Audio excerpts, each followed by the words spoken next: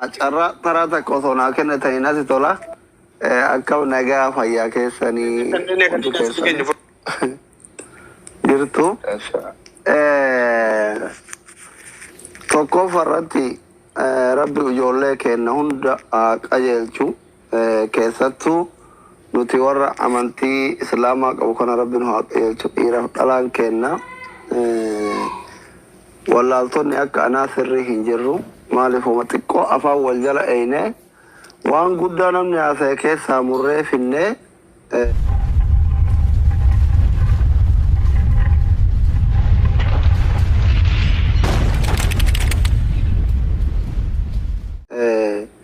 ajandaa wal godhanna dubbii san viidiyoo takka yoo fakkeenyaaf amma Ustaaz Hamzaa waraabee waan guutuu inni haasa'e san keessa waan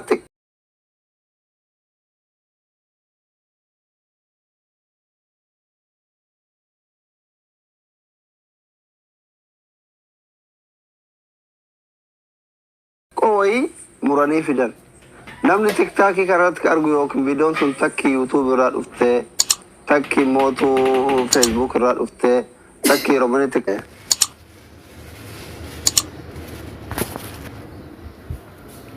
mufataa jechuun nama kamuu haa ta'u waan kanarratti hojjetu guddan amma tiktaak kanarra maaltu jira namni keenya keessattuu ijoolleen kenna ijoolleen islaamaa waliin sobneetu maal barbaadanii akkuma ta'anii silaa yoo beekumsan qabanii sammuma isaanii xiqqoo tanaan homa wayii shiranii foolomaa fi laayikii namni kumni haganan alaalee barbaadan dhugaan jiru kana dhugaan yeroo baay'ee nama walitti buusan nu dharrabsuu tokko kana namni amantiif quuqamen jiru namni yoo oromummaaf quuqame for example amma nabira jiraafi miti Ustaaz Hamzaanii yuutuubii qaba yuutuubara guddaa oromoon qabdu peejii qaba peejii oromoo keessaa kaga mallaqa kafalu peejii isaati waan san hunda dhiisee akka nama dalagaan qabneetti sa'aatii 6 sa'a 7 halkan guutuu dhufee yeroo naannoo garagaraatti sabni isaa beelayu namni dhuunfaa rakkatu dhufee gargaarsisa.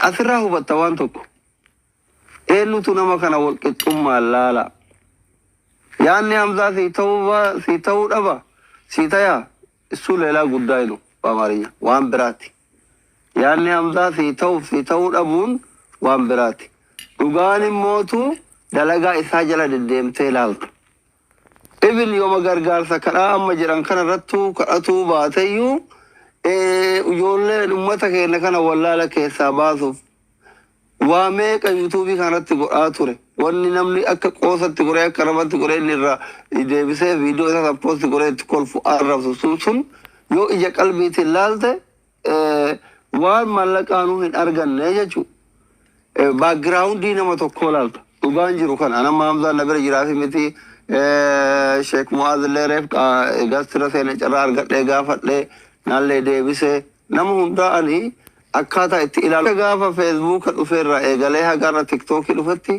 guyya tokko suuraa nama eksi godhee yookiin mataa gaggara galchee har'a gaaf tiktaakii kanallee baakiraawundii godhee irra haasa'een beeku Hamza irraa haasa'u yoo barbaade laayivii baneetuma kophaa kiyya taa'ee haasayaa jechuudha maaliif waan viidiyoon suni suuraan isaa sun galabbaxee ol garagalchee faarsuu fedhallee ol garagalchee yoo arrabsuu fedhallee gaggaragalchee wanni suuraan sunnatti mufirraa qara'u hin jiru arraballee yoo taate faarsullee yoo taate homa sammuu kiyya keessa jiru irraa fidee jedha waan ta'eef yoo yaadan mormullee taate aguma beekurra soo kanaafi amma wanti jiru maa inni namuu akka itti hubatu qaba hubannoon keenya maa inni fakkeenyaaf yoo har'a ustaazni tokko dhufee waa'ee amantii nutti himee himu dirqama qaba hin barate nama din rabbii qomaa qabu si ta'u fudhu si didu dhiisi inni sitti hime malee sitti hin hine din rabbii hime malee amala ufiitu sitti hin himne ta'a akkan waan qara'e hime amma rakkoon nama kennaa waa'ee amantii kanarratti namni din rabbii sitti himu wanti kun halaala wanti kun haraama jedhu kuni waan qara'e sitti hime malee amala ufii sitti hin himne يمكن إنه طري براك أباتهم مال جانا نسار كنجرو عذاب نسار كنجرو والربي وان ست مثلا موتو سيتا وين فرطة سيدي دو موتو إفتا ولدو إتغوتة سورة إسا غرغل چته الرسطو في الجرو جچو أكتت أصوفو أنيناتي طول إسا كان موتو أما واي أمتك إنك كريستانا كان رتي وعذابيني أقوم كمرة مچايون تينا تكا جرته تك بلا يوتاتي مالي الردون ور أمانتي كان هردو فاني وجولي كينا كتولا ماتي أمني كن كإساني رابقان إنفاني فمان أفان أفيد ساممان آدم دود أفيد ساممان كإساني رابقاني تنين كتالي أروميا براتي بقتن أبوليوان إساني براتي يجو بكتو ساني موتو وانا أمتا يكن الرا الدبافة كان كيسا yoo suuraa tokko argitan biiroo tokko argitan takka alaabaa lummuxii sirni sun ittiin isaan dabalatee warra amantii islaamaa qabu nyaatetu jira. Ibn taabonni yeroo bahu isii itti uwwisan viidiyoo argaa ooltan yoo achi hin illee.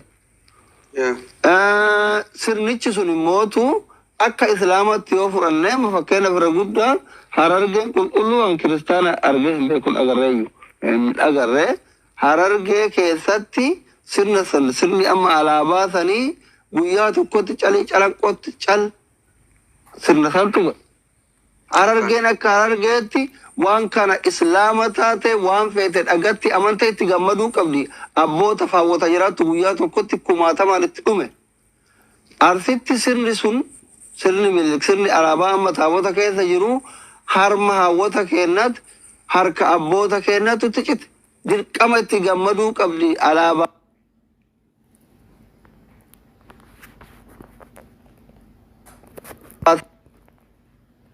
sirni oromoon kamuu madaa qabaa jechuudha. Wanti kun akka sabaatti nu gammachiisa. Akka mootuu amantiitti yoo as deebine isinitti meera abbaan waan barbaadetti amanuu maftuuna. Mirga akka amantii ka dhuunfati. Waan waliin dhabne waliin barbaadachaa waan waliin arganne itti walii gammaduun irratti wal deeggaruun yaada sirriitti natti fakkaata.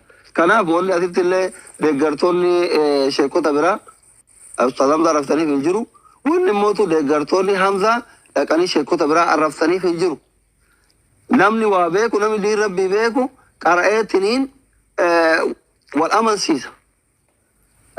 Nuti mootu warri akkanumaan guyyaa keessa osoo waa takka hin baratin osoo diin rabbiin qara'in osoo saayinsiin qara'in carraa telefoona ismaartifoonii argannee fi neetworkii gahaa arganneen osoma akka hoolaa jaanjoo zooru polotikaa waan akkana kana keessa zau jennee seenne yaaduma namummaa tokko dubbannee namoota aga kenna lafan bulii yaadan horiin itti siqee namoota gurguddarraa waan dhagayin yaaduma bilchaataa tokkoon amansiisuu qabna malee an Hamzaa deeggara jedhee Abu Muwaazin arrabsuun qabu Abu Muwaazin deeggara jedhee sheeka biraa arrabsuun qabu jechuudha. Waan naa ta'e fudheddeema. Fakkeenya wanamma akkaas liizitti namni ijoollee keenya keessaa nama arrabsuun jiru. Miidiyaa kana guutuu yoo afaan takka jedhe socho'u argitan guyyaa sadi guyyaa afuroma sanaa baran takkitti ma jedhee tira. Afaan takka waan jedhee dho'an.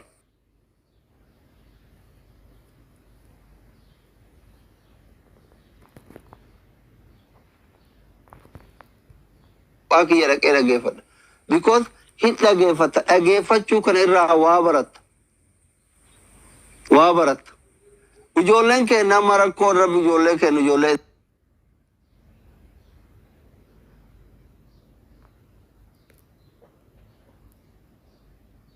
siyaasa yoo himu ta'anii hin dhageeffatan. Bakkeen isaan oolan bakka dhadhaaba maalee jedhanii kan dhadhaan ufii isin jiran bargiseetti maramante gargaarsaaf fi maramale dhadhaaf jiran akka teessisaa bakka malee oolla. Soo kanaafi warri carraa barachuun osoo hin argatin biyyaa baane akka carraa taane warri immoo osoo warri keenya baradhanuun jedhu mootu gaafa dalaraan utaalleetiin bakka biraa oolaa turre ani dhaamsi akka nama doktorii keessan biyya chaayinaatti baratee tokkotti afaan oromootii fi oromiyaa haa dhaggeeffannu. Yaanni isaas ta'uu baatu waan inni asoosan keessaa dirqama tokko ni argatta. Dirqama homa argatta. inni waan fedhe haa deeggaru haa dhageeffannu yoo carraa argateen gaafatana mareefa mu'aadin itti ol seenee ustaaza isin tokkoffa amantiin kun namni nutti amanaa jedhan jirre jali nu gargaaraa hin jenne dirqama Oromoon Islaamaa fudhadhaa hin jenne waan kana maaliif godhuun barbaachise yoo akka Oromootti deeggarre maal rakkoo qabaa afaan Oromootiin afaan ufiitiin sabni Oromoo kun saba miidhamaadha afaan Amaariffaatirra rabbummaan kunuu yoo kadhatan afaan Oromoo waan dhaga'u natti fakkaata yaada kiyyaa daliilan qabuun qaraanee jedheen aadima gaafadhe waan natti fakkaata because maal daliila godhee gaafadhe Oromoon kun waggaa 160 hidhamaa ture ajjeefamaa ture fannifamaa ture harmaccitaa ture harkaccitaa ture miidhamaa mootu du'aayin miidhamaa maqbuulii sheekotuma nutti isinuman nutti hima kun warri kun warra nu dararaa ture nuti warra dararamaa turre rabbummaan isaan jedhan kun bar afaan Oromootiin irra dhagayaa waan kanarratti maal jettu isinii akka nama qara'ee tokkotti jennaani nan darbine ofirra umasirri na gaafatte naan jedhatu maaleef nama hedduu dhageeffataa ture na deebisalle jechuudha achirra asaree mootu namoonni baay'anii yeroo ajandaa wayii dhufuu dura dhuftanii ajandaa uummata dura buuftanii gargaarsarratti hin argamtanii fakkeenyaaf dheengadda Harargee gargaarsisaa turre Baaleen gargaarsaa turre Booraan gargaarsaa turre Wallaggaan gargaarsaa turre namni dhuunfaa yeroo dhukkubsatee gargaarama isin maaliin sheekota biraa irraa adda taatanii fakkeenyaaf amma lofaan biyya waaqaa keessatti dhukkubsadhee isin aslii tokko dhukkubsate haa gargaaru jettee namni $200 illee warroon isin jaalatanii isin hordofan naa erganii sababaa keessaniin an fayyuu danda'a ajrii nama lubbuu takka fayyisee mootu isin mannutti maa oola maaliif waan kanarratti hirmaanne jedhanii gaafadhe akkuma ilmoo namaa tokkotti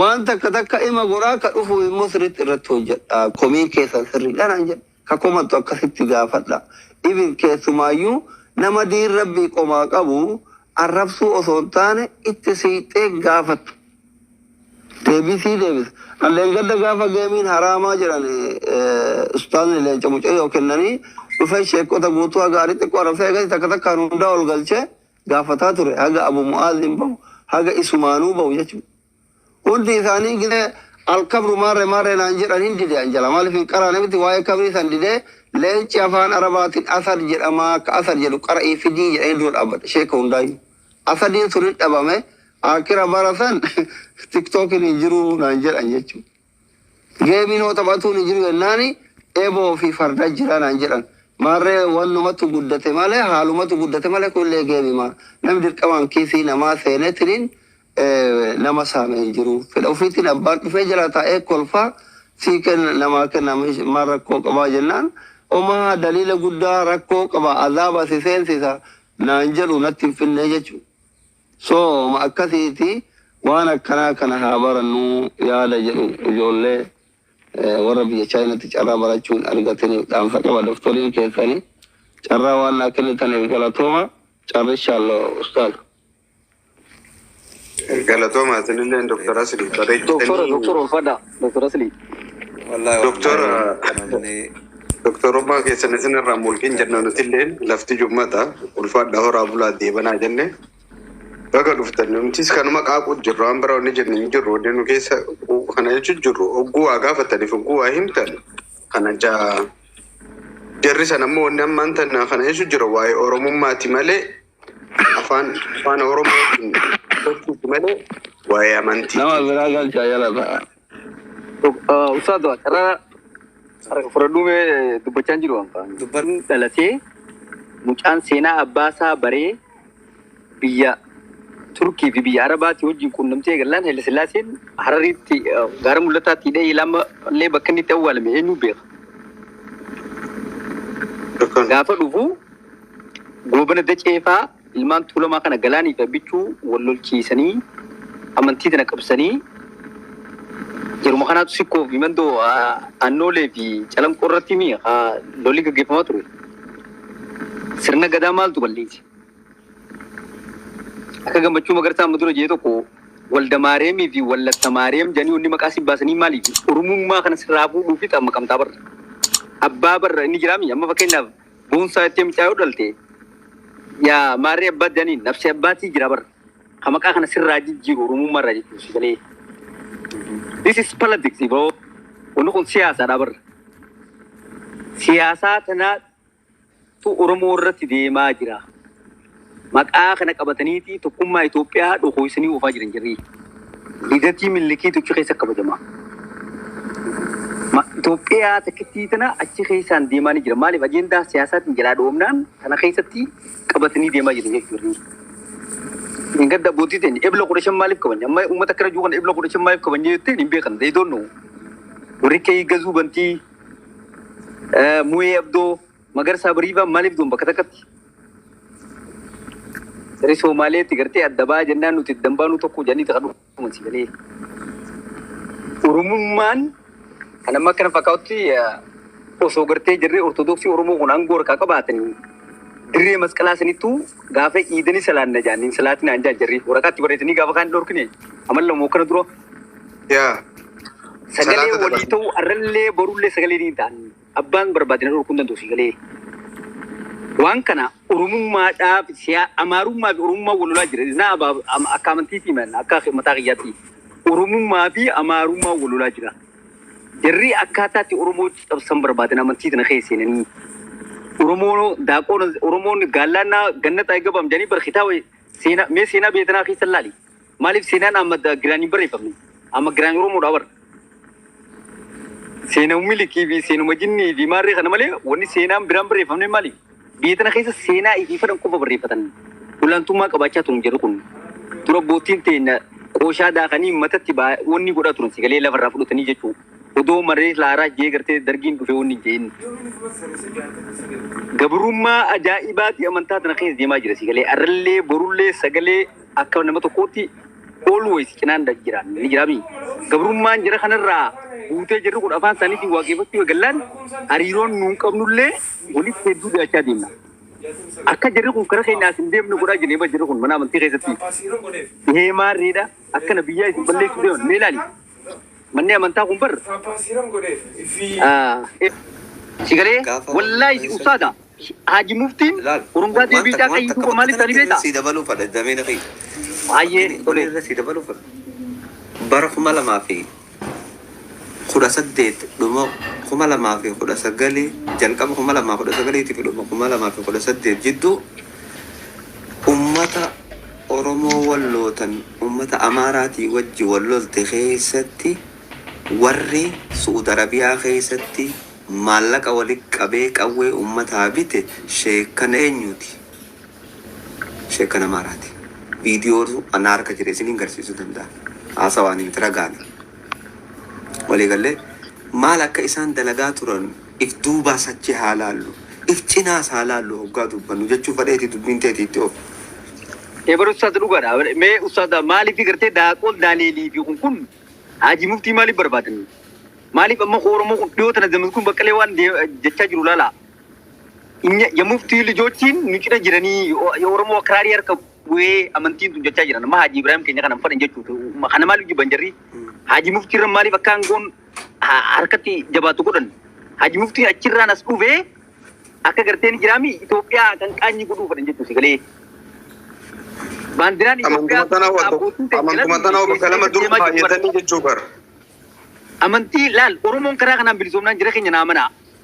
Gabrummaan tun dallaatti gabrummaadhaan siyye. Amantii Ortodoksiitti kanarraan gabrummaan asiin isinii mee bara. Seenaa gartee qubaan bultamoo lubaan bultanii yaanii gaafa si koomandoo qubaan buluu fi lubaan buluun qubaan bullaan isaan jala bulu jechuudha. Lubaan buluun sirna gadaati. Eessa cabte Oromoon? Amantii shimeen qabatee jira bara. Bakka itti cabne irratti deebinee gaafa shimallisee akkamii hin jirin garee. Ilaa ammallee san keessa Oromoo gabroomsuudhaaf deemaa jiran jirri. Hoggaa gartee maqaan itti dhaabate guyyaa 40 wanni xammaqamuuf namni maaliif maqaan kiristaanaatti ba'a? Namatti Oromummaa irraa walda Maariyaam wallatta Maariyaam reefu isin hindee gammachuu magarsaa waan jeelaa dhaggeeffadhaa. Oromummaa kana irraa fuudhanii gara Amaarummaa jijjiiran jechuudha. Kanaa deemaa jira. Anamma gaafa qees balaay qeessa eenyu Saamu'eel Jabeessaa jedhanii DC kana jiru beetuma Jawaarii fa'aa hojii du'aa maali? Sheeko akka adbar ni jirami haasawa tokko banamuudhaaf amantaa hundirra namoonni gurguddaa bara. Baanii balaaleeffatan jirri. Haqeesiin isaanii gartee hiriira ba'aa oolu diisii tanatti akka odoon dubbatin. Gaafas keessa warra goofan dimii keessa Saamu'eel godha keessa ana $100 Facebook kanarra deemaa jira.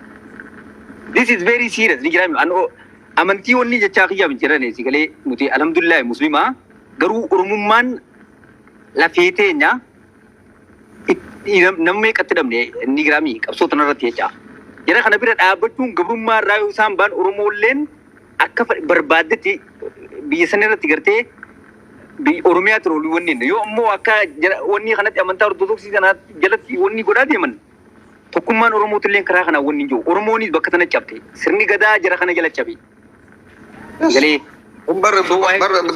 damiin akka jabar teetumarratti nani siitiidha wani nama dura waggaa dubbate nama dura fita yaani isinitti ni moo laal wallahi la teetirrattiidha maal akka ta'e beeyta laal amma dhugaa rabbi dubbachuuf amarri tokko yookaan ammoo amarri tokko eega afaan kana yoo haddaate amarri fagoorra eessaa ka'ee calii calanqoorratti qullubbi Gabreel achuma jira bar calii calanquma jira bar qullubbi Gabreel dhufeetu afaan amaraatti qaddasuu wayyamoo oromtichuma achi keessa jiru kanuma calanqoo dhalatee achitti guddate san ol qaddasuutu irra wayyaaf eessaa dhufe kan kun itti lafa isaati asuma keessa dhalate afaan oromootiin qaddasachuu dadhabee bareedaadha.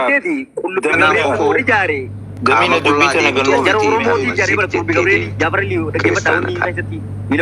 akkana jechuun ulamaa'iin akka gariin itti kan gaafa bakka maarree jirtuu fi tamaarree hin jirree ja'anii kan ammoo inni quraana zaahira lafa sii kaa'e. Isiin akkasiisan ni jirti jennee waliin laaluun waan jiru bakka tam eessa jirti kami jirti sanitti dachaan akkana wanni aayanni kudhanne wanni isaan jechaa jiran gaafuma nuti dur waliin gaafachaa turre jarana amantiin teenya amantiin teessan amantiin waaqeffataatis eeysani san isinii qaba nuti teessan keessa dhufne amantii teessan masgida isinii ijaaru isinis ammoo beeta kiristaana nuuf hin jaartan walii galanii ni deemne tole tanaaf wanni jechaa jirru beeta kiristaana jaaraa jechaan jirru wanni nuti jechaa jirru aboo akkuma haqattuu jara kana amantiin nu sadii malee lafaa fi lafee wajji qabnaadha akkuma dhugattu lafaa fi lafee wajji qabna gaafiin teenya tan nuti eega duris gaafachaa jirru afaan keenya biyya teenya keessatti haa kabajamudha san keessaa takka ta'e tagama amantiidha dibeetiin walitti dachaanaa jara keenya ammoo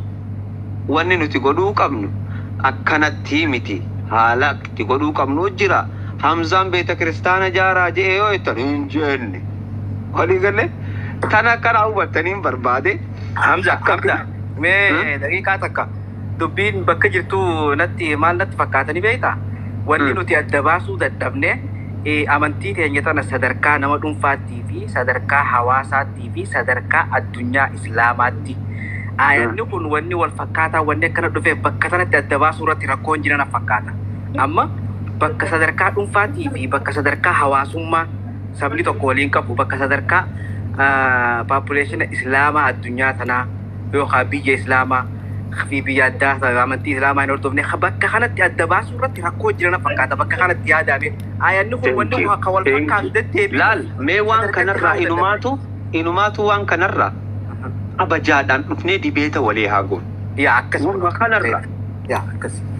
Ummata keenya anamma bakka jaalalloo hin godhatin haadhaatti fisuun Yahuda waan Nasaaraa kajuusan dahoo hin godhatin haadha. Dahoo akkaataa ittiin hawaasa rakkoo jala naquu dandeessu garte yoo dahoo godhataniif dagattan. Dahoo hin godhatin ittiin beekama. Bar laa tattakhidhu awliyaa jechuun rabbiin isinii wajjin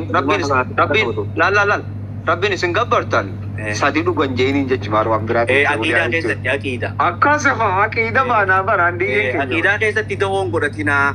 Akkana laal Nabi Muhammad walirraa bita walirraa gurgurata wali inuu Yahudarraa liqeeffata Nabi Muhammad sallallahu alaihi wasallam. Eega ollaa taanee nyaataas fannuu fi dandeenye.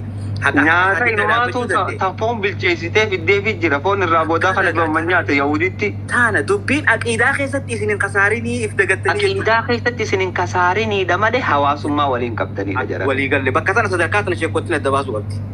Bakka tana ummata keenyaaf adda baasuudha obboleeyyan. Ummanni keenya diinni jaalata. Akkuma himan kanaat diiniif ta'a ammoo adda